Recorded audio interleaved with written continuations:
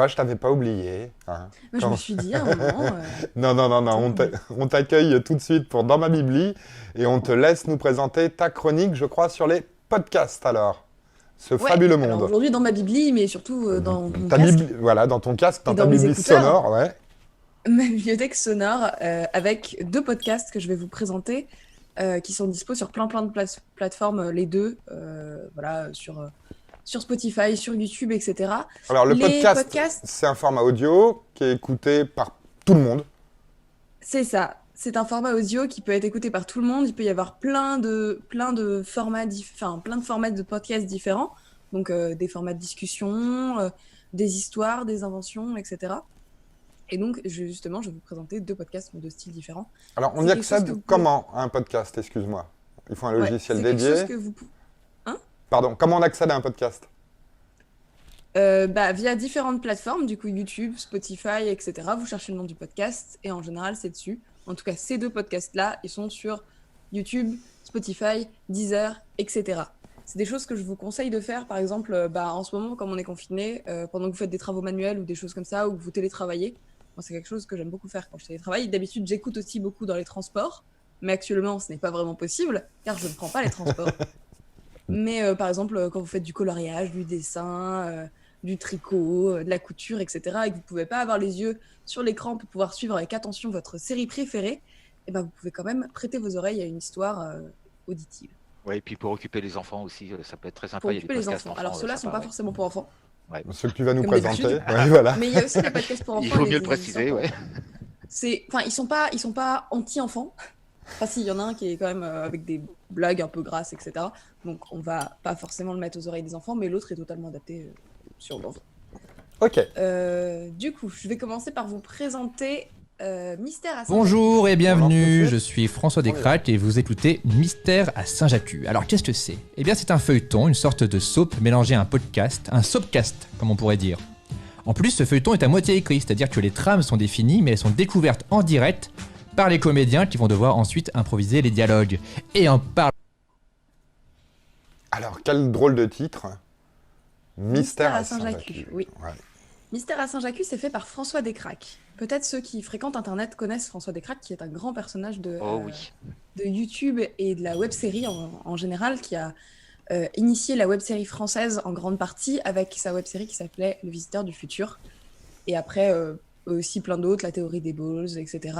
Il a fait une série aussi publiée à la télé, qui s'appelait Deadland, sur France 4. Voilà, donc il a créé plein de choses. Il a écrit un bouquin qui s'appelle Troisième droite, qui était à la base publié sur Twitter sous forme de thread, et qui a ensuite été adapté en livre, qui est très bien, beaucoup de suspense. Et il a créé l'année dernière Mystère à Saint-Jacques. Mystère à Saint-Jacques, du coup, comme il le dit, c'est une histoire inventée au fur et à mesure avec des comédiens, à chaque fois différents ou qui reviennent parfois pendant plusieurs émissions récurrents, où en fait tout est improvisé sur le coup. Donc lui, il a sa trame. Là, il se passe ça, tel personnage parle à tel personnage, et ils ont une conversation qui doit finir par ça, et les comédiens improvisent. Et ça donne beaucoup de passages très hilarants où on se finit, voilà, moi j'ai beaucoup ri dans les transports en commun, par exemple, où j'avais l'air d'une psychopathe à être morte de rire toute seule dans les transports, mais vraiment j'ai eu des fous rires. Bon, c'est plus et d'actualité vraiment, voilà. actuellement. Tu ris toute seule chez toi, il n'y a que ton chat qui est. Là, voilà, maintenant je ris toute seule chez moi, ça marche très bien. Actuellement, il y a 16 épisodes de Mystère à Saint-Jacques. Ils durent en général entre une demi-heure et une heure, en moyenne. C'est bientôt fini. Je crois, je sais pas s'il reste des épisodes avant le final, mais en fait, le final devait avoir lieu le 17 avril au Bataclan.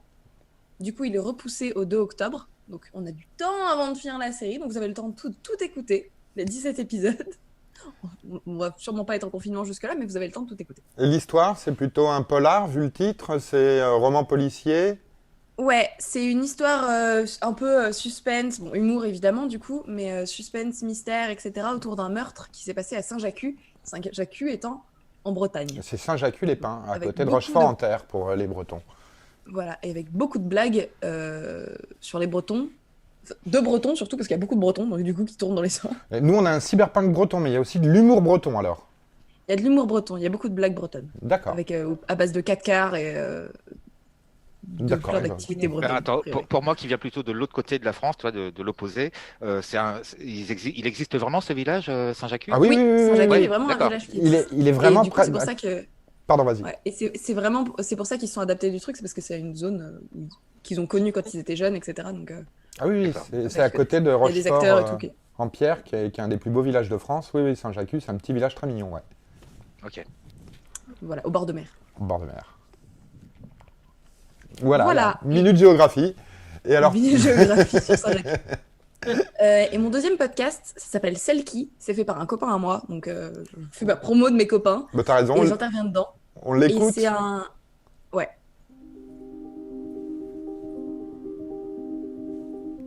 Bonjour à toutes et à tous, et bienvenue dans ce 3e épisode de Celle qui.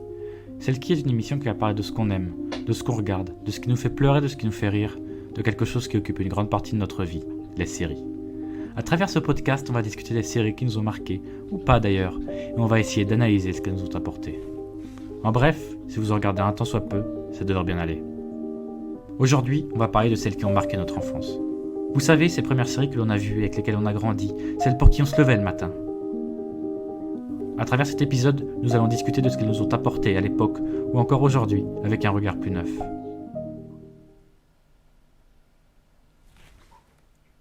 On retourne sur toi, alors. Donc, un podcast Voilà. auquel tu participes. C'est un podcast dont j'ai participé au 3e épisode. Donc pour l'instant, il y a 3 épisodes. Ça a démarré en début d'année.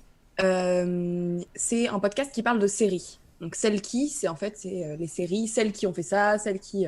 Du coup, dans les 3 premiers épisodes, on a celles qui ont duré trop longtemps, celles qui ont marqué la décennie et celles qui ont marqué notre enfance. Et donc voilà, chaque épisode tourne autour d'un thème avec des invités. On est 3 ou 4. Et on parle voilà, de ces séries qui nous ont, pour celui auquel j'ai participé, qui nous ont marqué, par exemple, qui ont marqué notre enfance. Et on parle d'une ou deux séries. C'est ponctué par des petits jeux, des blind tests, voilà, deviner d'où vient ce dialogue, etc. Donc plein de petits jeux, beaucoup de discussions, etc. Je préviens, c'est un podcast un peu long. On est sur 1h30 pour le premier, 3 heures pour le deuxième, 2 heures pour le troisième. Ah oui, oui. mais si l'info est là, qu'il y a tout le contenu et C'est la un peu densité. Faut Il y a vraiment un peu avoir du temps à d'importance, passer surtout dans les pour le transports en commun. Oui. Donc je vous conseille des fois de l'écouter en plusieurs parties, mais franchement c'est très intéressant. Il y a aussi beaucoup de rire entre copains, parce que du coup c'est tourné entre copains, hein. Moi c'est des copains à moi, etc. Et on tourne ça à la bonne franquette. Mais du coup ça donne si je peux me permettre, une authenticité et un humour sympa tout en restant ouvert à tous. On fait pas de blagues privées entre nous, c'est ouvert à tous. Il y a un 4e de prévu? De quoi? Il y a un 4e de prévu? Alors oui, il va y en avoir d'autres. Le problème, c'est qu'on est confinés. Du coup, c'est Pas un peu tout de compliqué suite. de tourner. Mais il y en a d'autres qui sont prévus. Après, il y avait eu quelques retards parce qu'il y a eu quelques soucis. Si vous écoutez l'épisode 3, on a eu plusieurs problèmes. Un cambriolage juste avant, les pompiers qui sont intervenus pendant l'émission. Enfin bref, il y a eu des enchaînements de trucs qui ont fait que du coup, ça a retardé certains épisodes. Mais c'est prévu, je pense, dès la fin du confinement.